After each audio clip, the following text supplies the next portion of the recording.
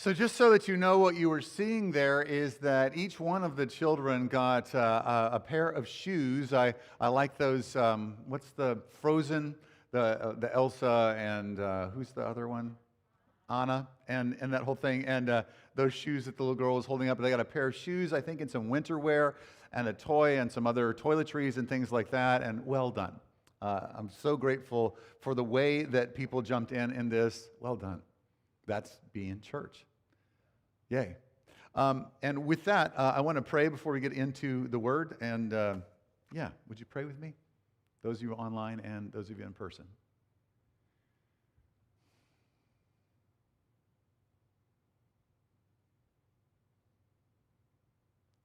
Lord Jesus, you have done the impossible. You, sitting at the right hand of the Father, took on flesh, and you were born a baby. You grew up here on our planet in this very small scheme of this very large universe that you created. And you brought the kingdom of heaven with you, and everywhere you were, the kingdom came. Because everywhere the king is, there is the kingdom. And then you did, even if that wasn't enough, you did even the more unexpected. You laid down your life for us. You experienced the very worst of humanity and took all of our sin, all of the worst, all of our evil into yourself. And even death you took into yourself. And you broke their power once and for all. But that wasn't all as well. That you actually rose from the dead, like you said you would. On the third day, you rose, conquering death forever. And you ascended to the right hand of the Father and are there now, right now. And we worship you. And we are grateful to you for this most miraculous thing. And Lord, to redeem us and to rescue us from our sins and our selfishness and all of our way of life, it took a miracle. And that is what we got. Hallelujah. Thank you. Lord, with all of that as the backdrop, I pray that as we look at how you then rescue us and call us in to a family, to a church, to your ecclesia, the Greek word, that you call us into this people and you let us grow up within this new family. And this is a profound mystery, but a beautiful one. I ask you, Lord, quite simply this morning that you would allow us to see church the way that you see it. Let us see church the way that you see it. And then adjust our lives to the way that you see things. I'm trusting, I'm counting on this, Lord. In Jesus' name. Amen. Well, good morning again. And welcome, all of you online and all of you here in person. If you're new to us, my name is Bob. I'm one of the bald guys around here that communicates from time to time. And today is Vision Sunday. And I've been praying about this for, 6 months. About this particular time and this particular message. Because I believe that this is really important. Now, let's start off by saying this. That this pandemic has been a pain. Would you agree with that? It has been inconvenient. It has been frustrating. I've seen more emotion out of people that are not particularly emotional than I've ever seen in my entire life as an adult.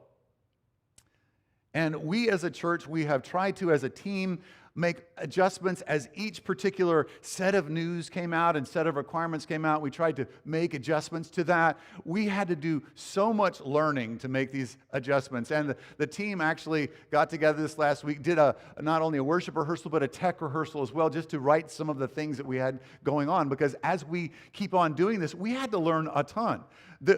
Mind you, we were not a group of people that knew how to do pro video production. Not at all. That was not our game. We didn't know pro audio, digital audio production. And each time that all of these things kind of changed, we tried to flex, we tried to be creative, we tried to be able to deliver to you online and, well, it was all online for a while, a quality production of something that was somewhat normal for this Sunday morning thing that we do. And we kept trying to do that at each turn to deliver to you something that you were used to, a quality service. And I think at some level that we've accomplished that, and at some level we haven't. I mean, I think that's just reality. I want to say that Seth and Shannon in particular have done a ton of heavy lifting in all of this. But not only that, but Zach, I think Zach and Seth and Shannon have been the ones who have really borne the main load of this whole thing. And Zach, you're tuning in online. Well done, my friend. Well done. So over the summer, I started hearing different people say, and probably toward the beginning of the summer, maybe it was even a little bit earlier than that, I heard this phrase, and I heard it over and over again. I just wanted to be normal again. Now, I'm sure at some point in time, almost all of us in this room have said something to that effect. I just want it to be normal again. It might be school. You just want school to be normal. You just want shopping at a supermarket to be normal again. I just want church to be normal again. And we have been really trying hard to make this happen in terms of this church service that we do on Sunday morning. But somewhere along the line, I heard that phrase, and it did something inside of me. It kind of tweaked something, and I thought, wait a minute. And I had to look up to the Lord and say, Lord, do you want it to be normal again? I mean, we want it to be normal again, but do you want it to be normal again? Now, I want to say to you, all of you, forever, I want to say that when you start asking those kinds of questions of God, now the Lord is going to play ball with you. Because now you're asking like iRobot, now you're asking the right question. Lord, is there something that you want to change about what we consider normal, about the way that life is? Is there something you want to change? And I believe that the Lord spoke very, very clearly to me and said, yes, there are some things I want to change. And I want to change forever. And then that led me to a set of other questions, larger questions, and that is, what is our core business? I mean, I don't know if you've ever heard this business sort of axiom before, but the question is, what is our core business and how's business? That's kind of the business questions that go with this. But I had to ask that question, what is our core business and does our normal accomplish that business? In your estimation, Lord. And again, once I started asking that question, well, look, what's our core business? Actually, that's not a difficult question to answer. Jesus answered that question. It came right from his lips in Matthew chapter 28. He said, be and make disciples, right? Would you say that with me? Be and make disciples. You can't make disciples unless you are one, right? Be and make disciples. Jesus said make disciples, but he's saying that to disciples. Be and make disciples. But does our normal Sunday service alone, does it accomplish that? Now, if I ask that question honestly, I just have to say, Now, mind you, my skill set is all kind of engineered and tailored for this particular vehicle. But if I'm honest and I ask that question and just look at that in terms of what Jesus kind of is expecting disciples to be, does the Sunday morning vehicle, does the Sunday morning service alone accomplish that? And the reality is, in the West, it doesn't. It doesn't. And it never has. Yet, in the West, we spend all kinds of money and time and energy to make this product the most interesting and compelling. There are seminar after seminar and blog after blog and post after post of how to preach a life-changing sermon.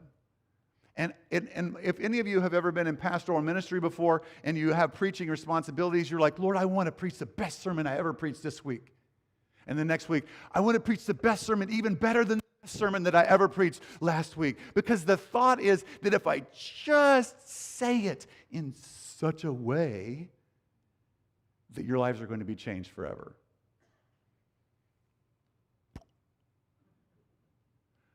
It's not how it works. Seth can easily fall into this from a worship point of view. If we just deliver the worship vehicle that so engages them and titillates their hearts, their lives will be changed forever. But they aren't. Why? Because that's not how lives are changed. Lives aren't changed by hearing something one time and then going and doing something about it. Or by engaging God even one time. It's just not how it works.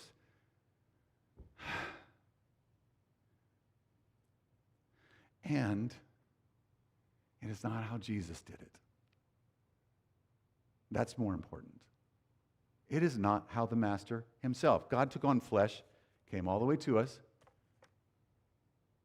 and you would think that we would see something of method in what he did.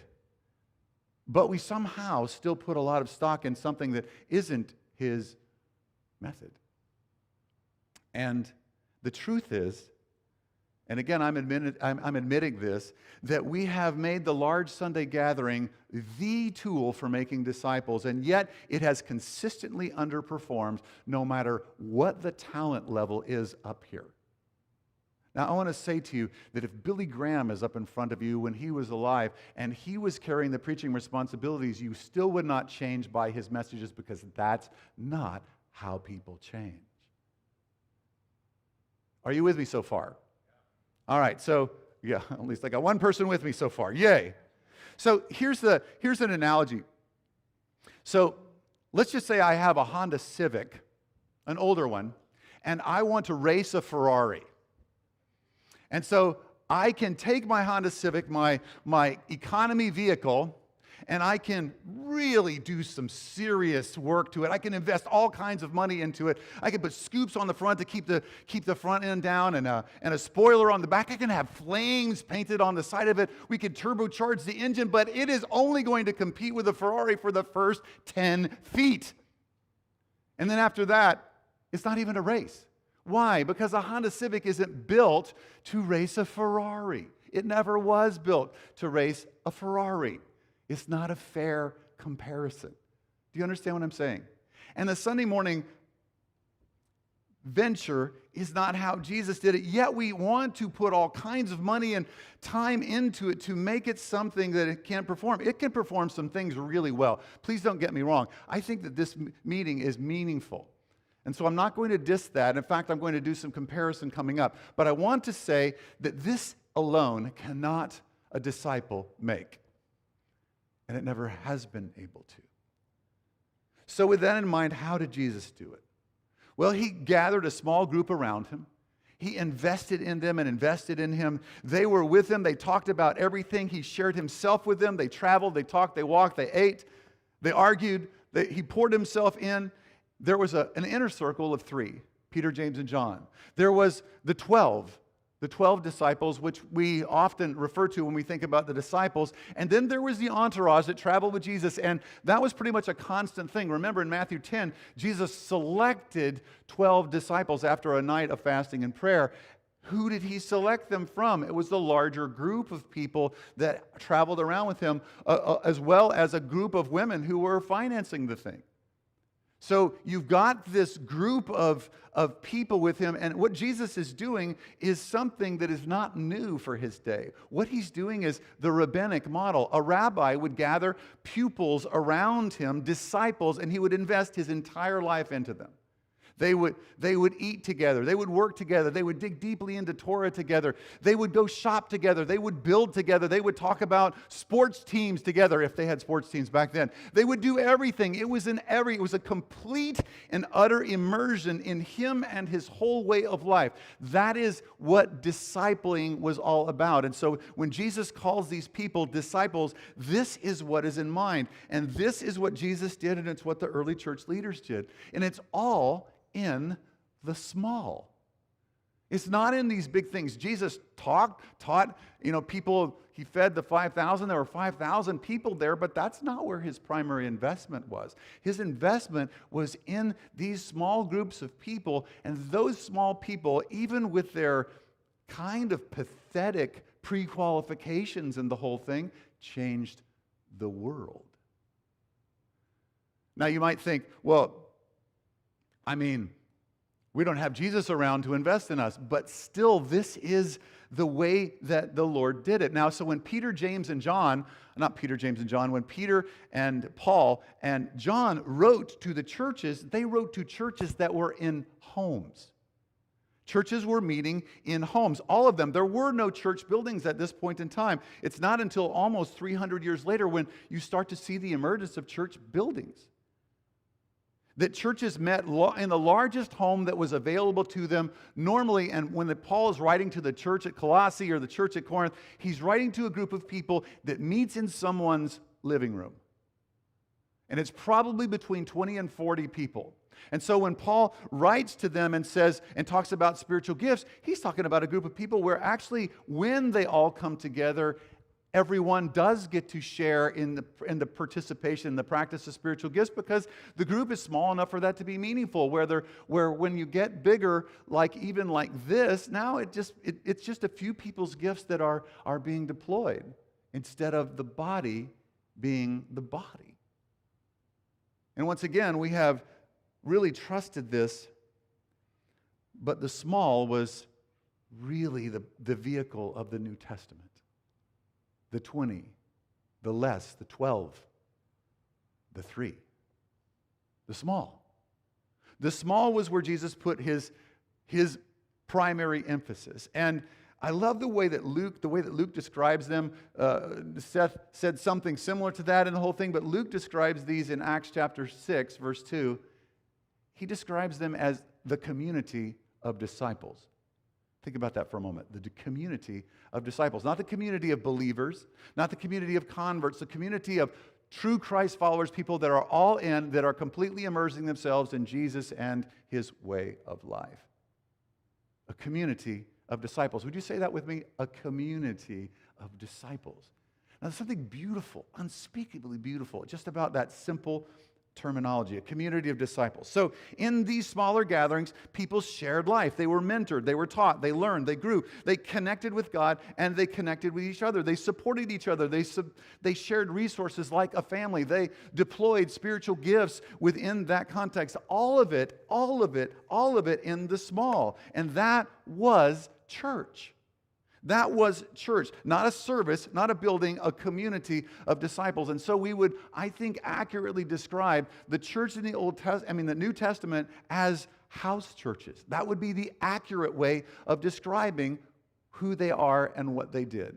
They met in house churches. So listen to the way that Acts actually describes all this stuff, because Luke has not made this a mystery to us. It's all over the place. So after the resurrection, the disciples were gathered in an upper room of a house in Acts chapter 1, verse 3. In chapter 2, when the Spirit came, remember, it says they were in a house. And it says the whole house experienced this time where they felt like a hurricane was happening inside the house. They were hearing the sound of a violent, mighty wind, and then a ball of fire comes down, separates off onto over the heads of all these different people, and they started speaking in languages that they'd never heard before, and that's all happening in a house.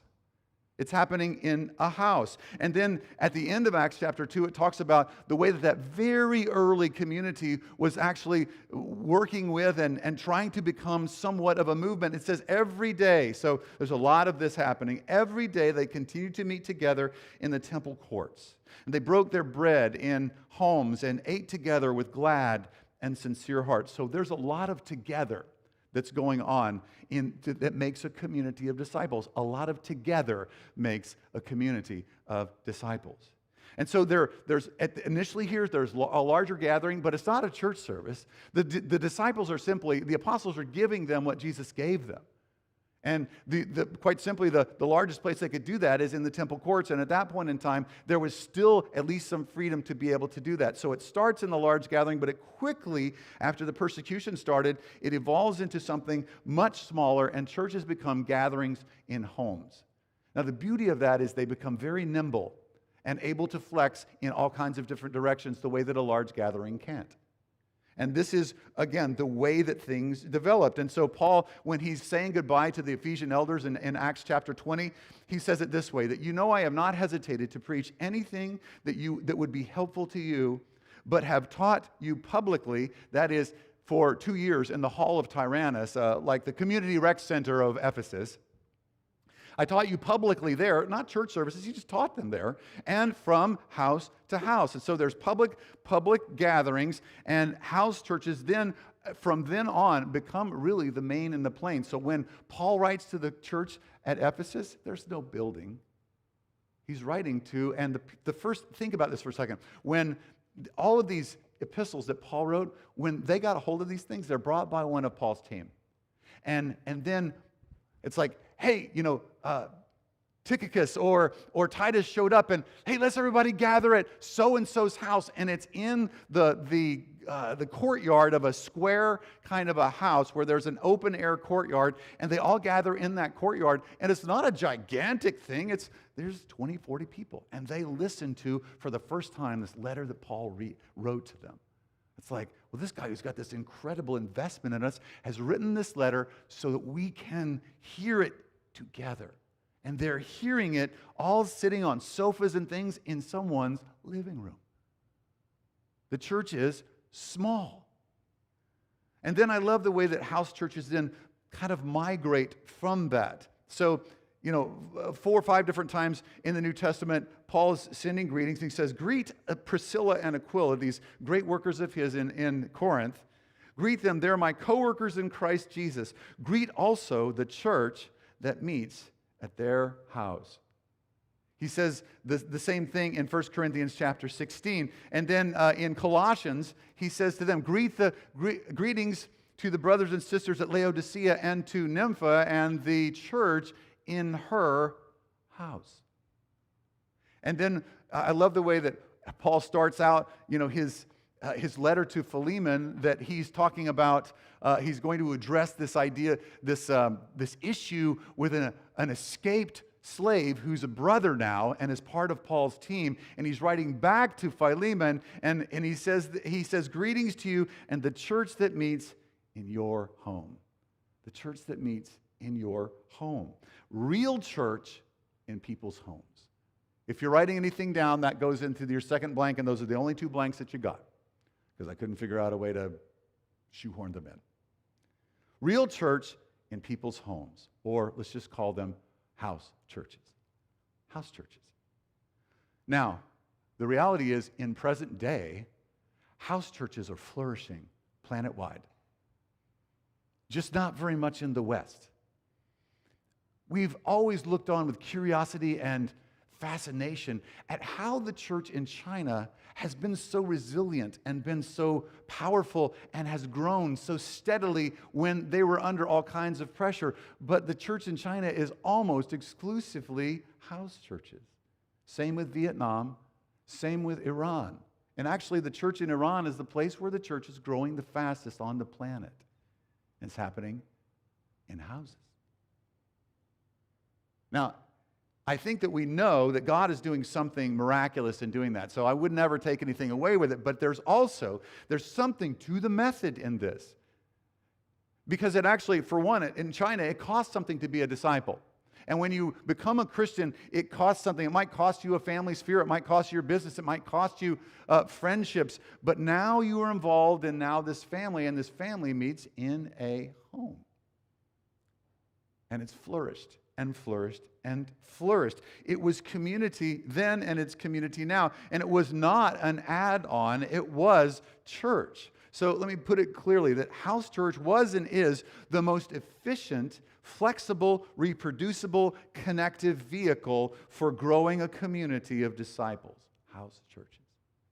House churches. Now, you might be thinking, but aren't these just small groups, Bob? Well, I would say yes, but more. Yes, but more. That these were the lifeblood of the Christian movement for the first 300 years. The movement simply couldn't be stamped out because there was never really any place to stamp it out. Because the church would just move to somebody else's home and then to someone else's home. They simply couldn't get a hold of that. They met anywhere, under any circumstances. They leaned into these gatherings as church. Not, as I said, as an add-on. It was community. It was growth. It was discipleship. The world simply could not stop it. Now, I'm not just doing the business of relabeling here. I'm trying to migrate us onto as I prayed at the very beginning, to start seeing these things as God sees them. Because the more that we see ourselves and the way that life works, the way that He does, the more we are actually able to engage His life and the fullness therein in the things that we do and who we are. So with that in mind, I remember, it had to be 6 or 7 years ago, it might have even been longer, someone, and I can't remember who it was, it might have been Tim, might have been somebody else, they approached me about taking our ministry leader network. We had a network of all kinds of ministries that are going on in church, and somebody suggested, why don't we make them deacons? And my initial pushback was, deacon is kind of an antiquated name, of which somebody said the other day, well, why don't we just call them deacons? Delta Force. It's like, well, I suppose that would work for me. Delta Force. That would definitely appeal to the men in those roles. But as we actually rolled out the deacon team, I was really surprised, because what I saw was that as we started to shift gears, people started to look at what the Bible actually said about what a deacon was. And I had numerous ones of these people come to me and say, I'm not sure that my life matches up with what the Bible requires me to be as a deacon.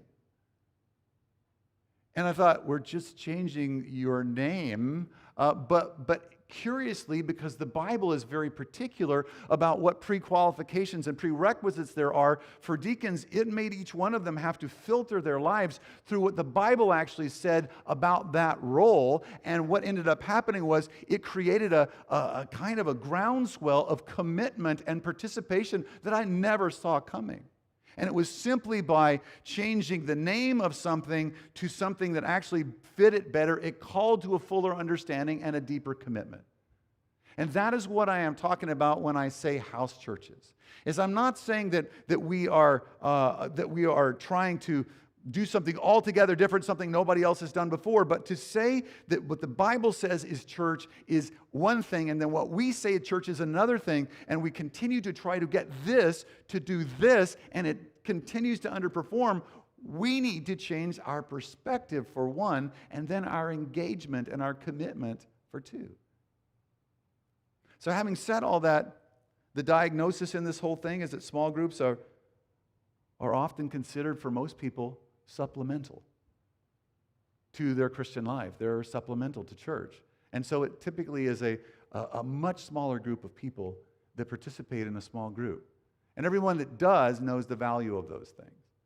But by and large in America, the big gathering is pretty much church. And yet it is not the way that God sees it. And because the big gathering has been church, it has contributed to an extraordinarily anemic level of discipleship in the West, in the American church. Again, I'm just calling it the way I see it. And I'm a pastor.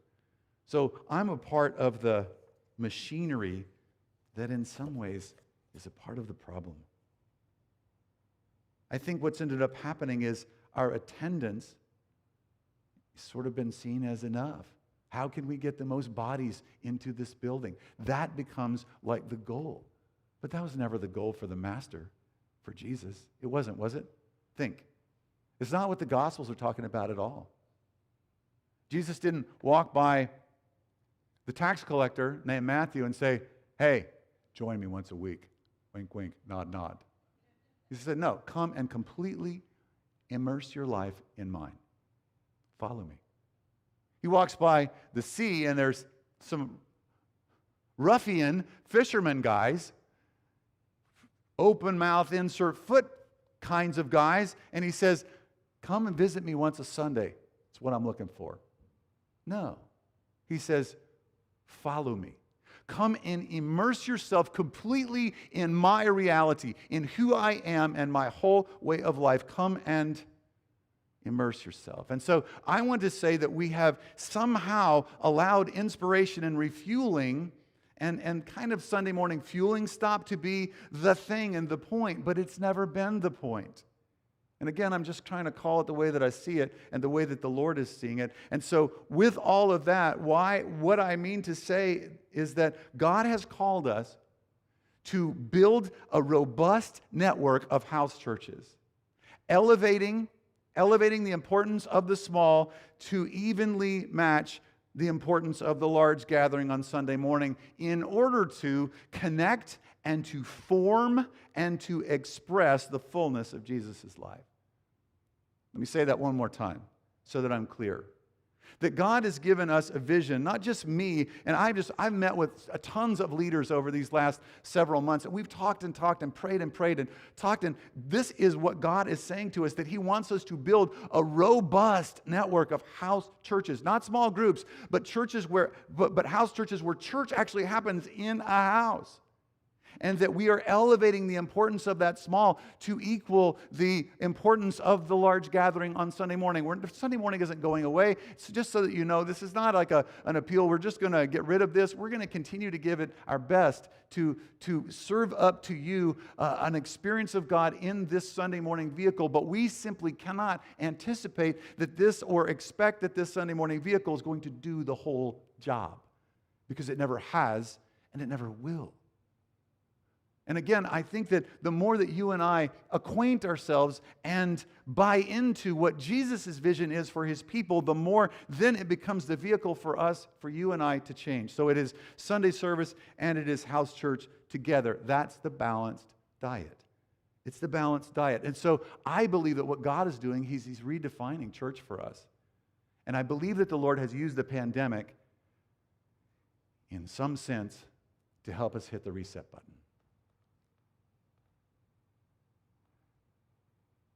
So the Lord is not looking for America and the church in America to go back to the way it was. He wants us to go forward to the way that He wants it. Does that make sense? Hello? Really important. The way that He sees it, the way that He wants it. More in line with what the New Testament says is church. So what's the best way to be and to raise up disciples? Well, as I've wrestled this out, and I was talking with my son, Daniel, who is a pastor on a staff in Michigan, and they have been at this house church thing for 6 years. And I've kind of shined it on for a lot of the time. I've just really not been all that interested. But of late, then I've just started to talk with him and just pick his brain. And he said, well, we've made more mistakes than we've made successes, but we're in this because we believe it's the right vehicle for people to grow. And he talked about their house church meetings having 3 components. And so I'm a Trinity guy.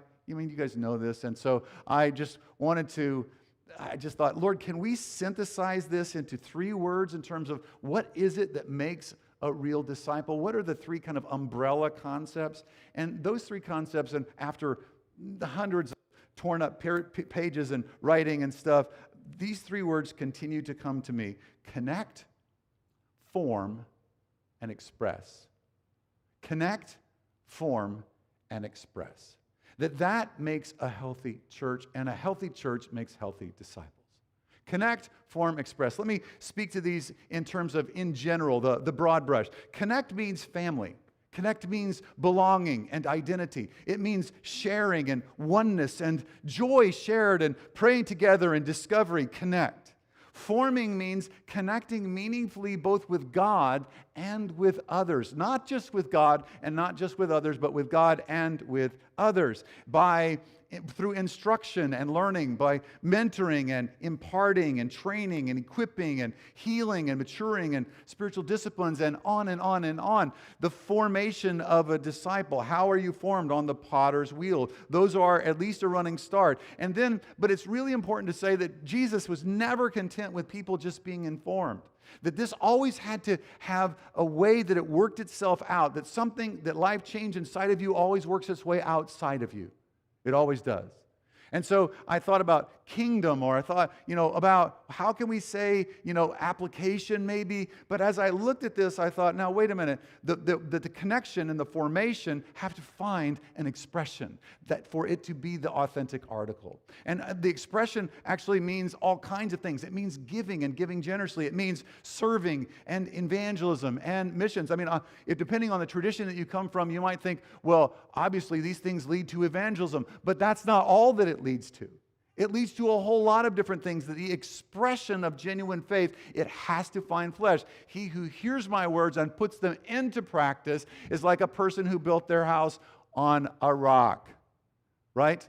So it's hearing and doing. It's not just hearing.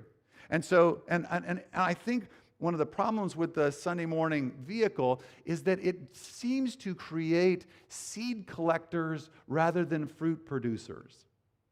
And so a lot of us, we've just got like bags of seeds. We've listened to so many sermons and we've learned so much and we've taken such copious notes and different kind of things like that. But we've become seed collectors, but that's not the game. The game is not seed collecting. It is producing fruit. You have to plant the seeds to produce any fruit.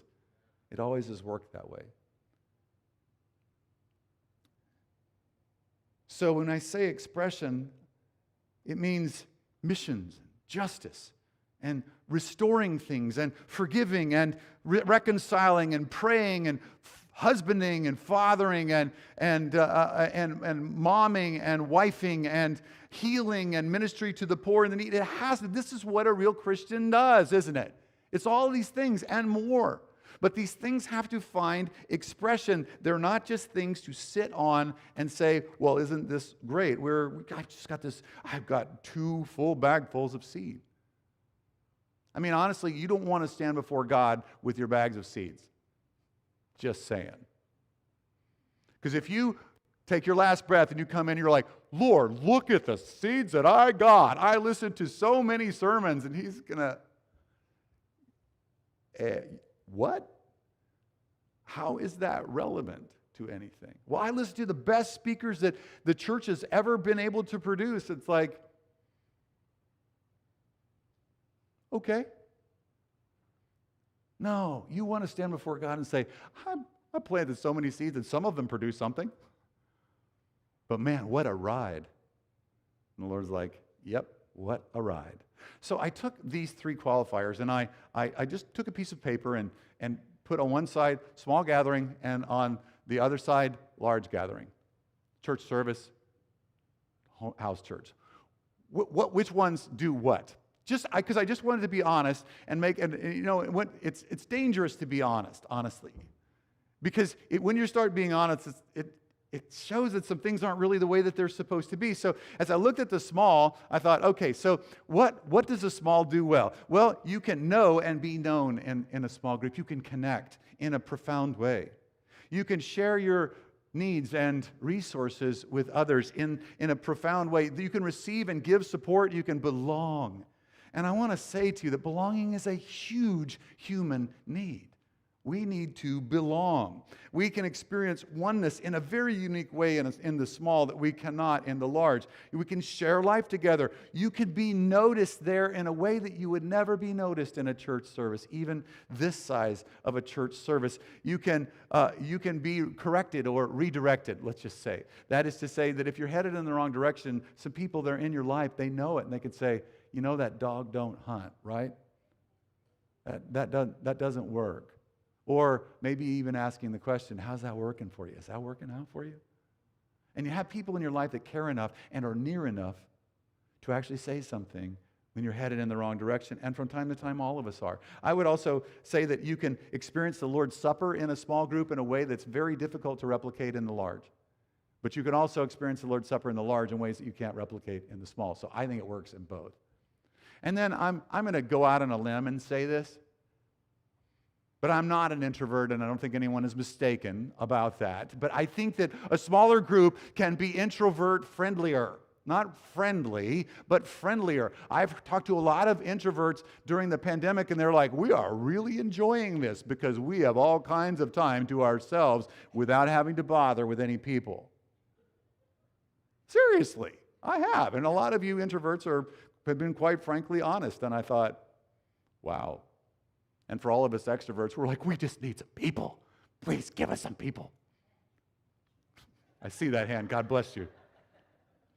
So connect. Form in the small. In terms of how are you formed into Christ-likeness? Well, in the large group, it's a teaching. I'm doing a monologue right now. For those of you online, you're not, even if you're responding, I'm not hearing you. It's not a discussion. It's a monologue. I'm teaching. It's not a learning, this is not a learning environment, but learning is the name of the game. Learning is the investment. Learning is the place where you change in the learning. You don't change in the being taught. You change in the learning.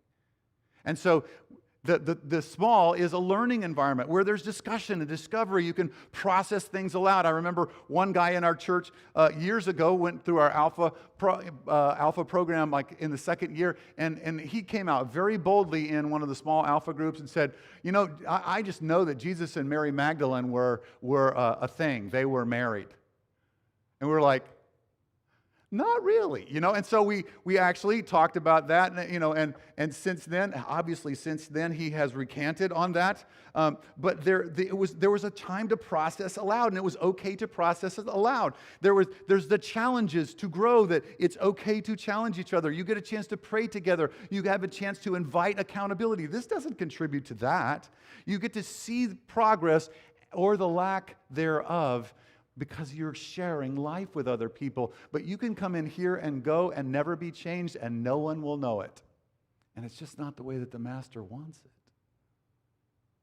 No, he wants us engaged in community in one another's. In fact, you can't even do any of the one another stuff that the Master talked about incessantly without being with people for an extended period of time.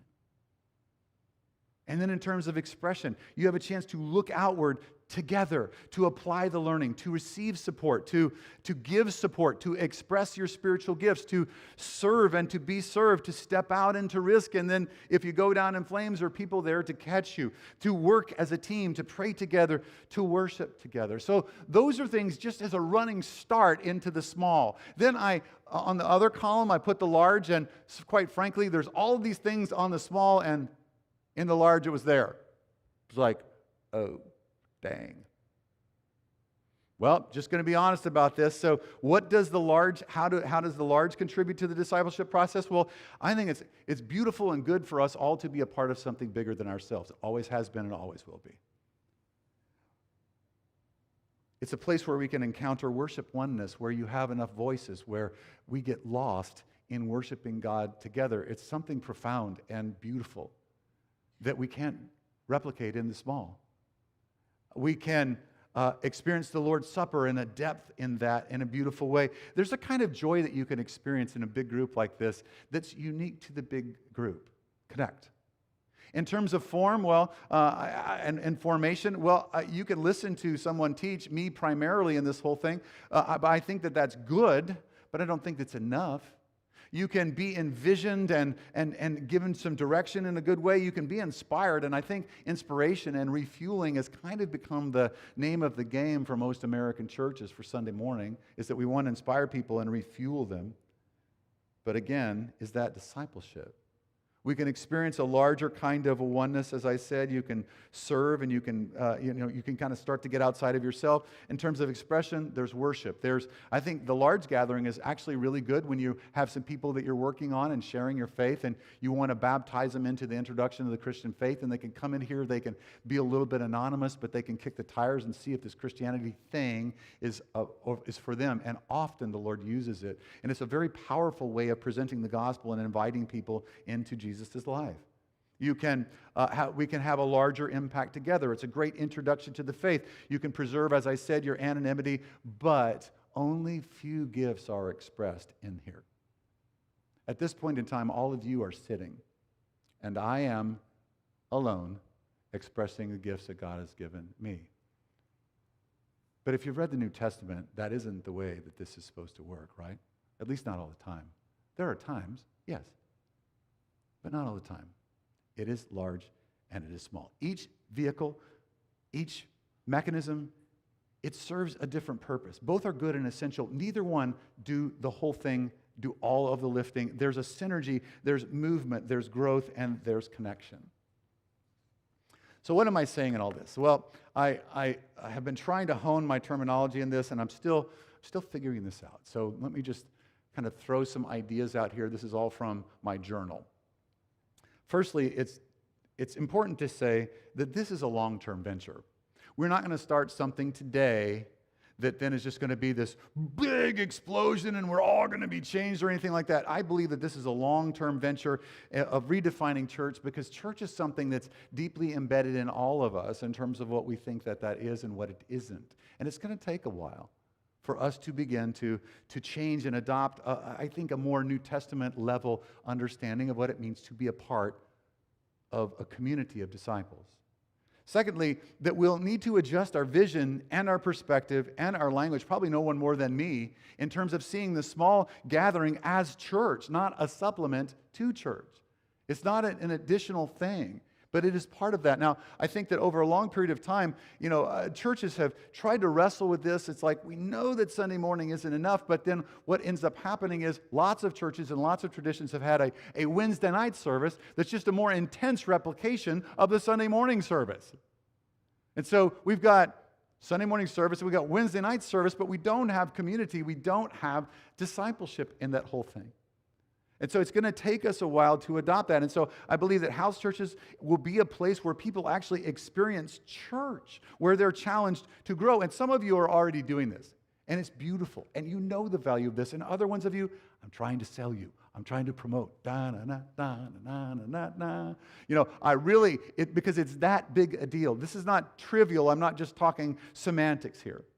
I want to say that it will take commitment. It will take more commitment than we're giving it if you're not part of one now.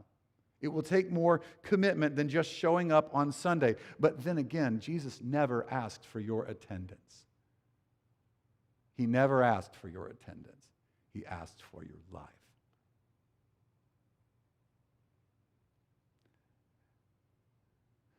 I would say that going forward with this, that some discomfort may come, because whenever we're making an adjustment to the way that we do things, there's always some discomfort. Don't let the discomfort discourage you in that. Just push through the discomfort into the fruitfulness, because it will come.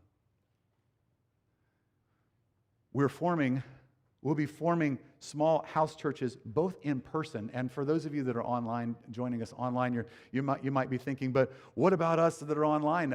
We are going to be doing this both in person and online. We were going to figure out how to do this using Zoom and some different vehicles like that. We will figure this out. But we don't have all the answers right now. And I think that's part of what taking a step in faith means, is that we don't know exactly what it is, but we know where we're aiming for. And we know that when we go for this, that the Lord is behind it. We don't want anyone to be left behind, not a single person in this. We're committed to both the small house church and to the large gatherings. And so what I've said, and Daniel, actually I'm borrowing this from Daniel in this, is that, Daniel was talking about this idea of raising or elevating the importance of the small. And that terminology I latched onto, because that's what we want to do, is we want to elevate the importance of the small up to the importance of the large. That's what we're aiming at here. And it's just going to take a little while. We're not giving up on Sunday morning service. We're going to still give it everything that we got. We're not giving up on having a church that meets in a building. We're still going to do that. But we just have to know that that is not accomplishing everything that the Lord wants for a community of disciples. We just have to know that. And again, I'm trying to put this to you as straight as I know how, without dissing anyone. And it's important to say, too, that each house church meeting, and I'm hoping that our house church, at least in my mind, it looks like between 6 and 12 people in a house church. That it's not bigger than that, because then you can't really be known. If you get 20, 25, now you're in a public speaking kind of a thing, and where lots of people hang back from the discussion and a few people dominate the discussion. No, you need to be known. Your life needs to be known. So we see that connect, form, express are kind of the way that those things are what we want the house churches to look like. We want there to be a time in every meeting where we're really connecting, and it's below the surface, where somebody really knows you and knows what's going on with you. Where you spend time in God's Word and other different kinds of curriculum, where you're really growing, but you're processing truth together, and God is doing something in that processing of truth together. And then from there, that you are looking to actually put that into practice. That it's not just a one-off thing. Well, isn't that great? We got some seeds to contribute to our seed bag. No. Instead, it's like, so what are we going to do about that? What are the implications of what we've just learned? And then the next week when you come back, when you get to that last part, the express part, maybe you spend a little bit of time just looking back at the week. Hey, did we actually put into practice anything that we talked about the week before? And how did that go? And then look forward to from what we talked about this week to how are we going to put that into practice. Again, we want to be a person who hears the words of Jesus and puts them into practice. Doers of the word, not just hearers. And we plan on launching these things in mid-February. It seems like it would be a good idea if I gave this talk right before we launched, but I really want you to have some percolation time. I want this to rest in your soul a little bit. So that's the reason why I'm saying that now. The secondary reason is because we're quite frankly not ready to do it yet. But I think it's really important to sow this. So it's really important to say, I think as we move at landing the plane this morning, that house churches are not the point, and never will be, and never have been the point. Making disciples is the point, and being disciples is the point. And at least from the New Testament, the best vehicle for that is in the small. And again, I'm just trying to call us to what God actually says of what he sees, what's in his mind when he sees discipleship and when he sees church. So, perhaps no one has said this to you before. Maybe you have been in the church for a long time and you believed and you put your trust in Jesus. But the reality is maybe you've never even contemplated what it means to be a true disciple of Jesus Christ. I want to ask you this morning, knowing that a disciple is someone who is a pupil, a student, a follower who has signed up under Rabbi Jesus to be completely immersed in his life, not just on Sunday morning, but in the totality of our lives. A disciple is that. Then the question comes, are you a disciple? And I want to ask you to ask the Lord that question. Am I a disciple or am I a believer? I love the way that Luke doesn't record that the group in Acts 6 as a community of believers or a community of converts or a community of people who have prayed the prayer. He says it's a community of disciples. A community of people who have responded to that follow me mandate. Follow me. Follow me. So I realize that in this, it's going to mean following him is going to mean moving out of our rhythms and into his. It's going to mean saying no to some things and yes to other things. It's going to mean carving out time that contributes to your growth as a disciple. But it's not just this privatized thing, it's a community thing. And as I said, when we're going to launch this, I'm going to ask all of you to join in. All of you. Not just some. And so some of you are going to say, well, but my schedule doesn't really work. We'll work with you on that because there's lots of people whose schedules don't work. So I'm not thinking that all of these things will meet in the evening at a convenient time because that's not the way that everyone's life works. So we will figure this out together. But we will figure it out together. Does that make sense?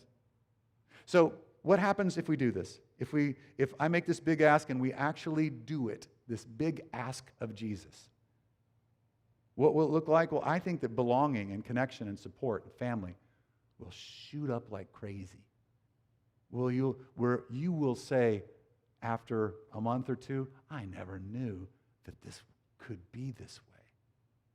Secondly, I think that it will keep those of you that are stuck in things, that will keep you from staying stuck in your old ways. Those things will ebb. Laughter and joy and razzing and fun will be on the rise radically. I want to tell you, I think that's something that we do well, and we could do it better.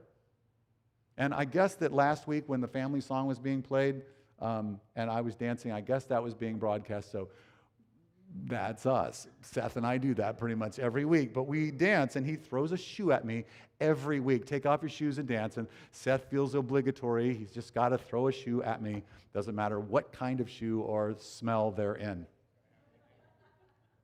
And then I think honesty and openness will replace withdrawing and hiding. And that Jesus' love will be much more than a once-a-week engagement. This is how God sees it. And I love the way that in The Chosen, I would highly recommend if you haven't watched it, but The Chosen is the story of Jesus and his disciples in a multiple series of episodes. And I think it's the last episode of the first season when Peter's like, well, Jesus did a whole bunch of things, and Peter's like, well, that's different. And Jesus said to him, get used to different. Get used to different. Get used to different. This is our vision for this not just this year. I think this way exceeds 2021. God is giving us a chance to step into something beautiful and wonderful. And I want to ask you to come and be a part of that fully. Amen? Let's stand up.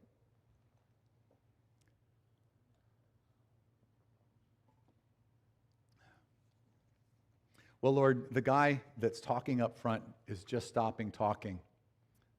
But I'm counting on that you are working through these words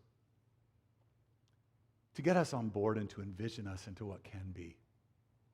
And I pray, Lord, that as we walk into our weeks and we talk and we gestate on these different things, I pray that you would allow us a kind of a fresh grace and excitement as we walk together in this and walk forward in this. I pray, Lord, that you would help us, and I know that you will, to elevate the importance of the small to be even with the large. I pray, Lord, that you would work in each one. I pray this, Jesus, in your name.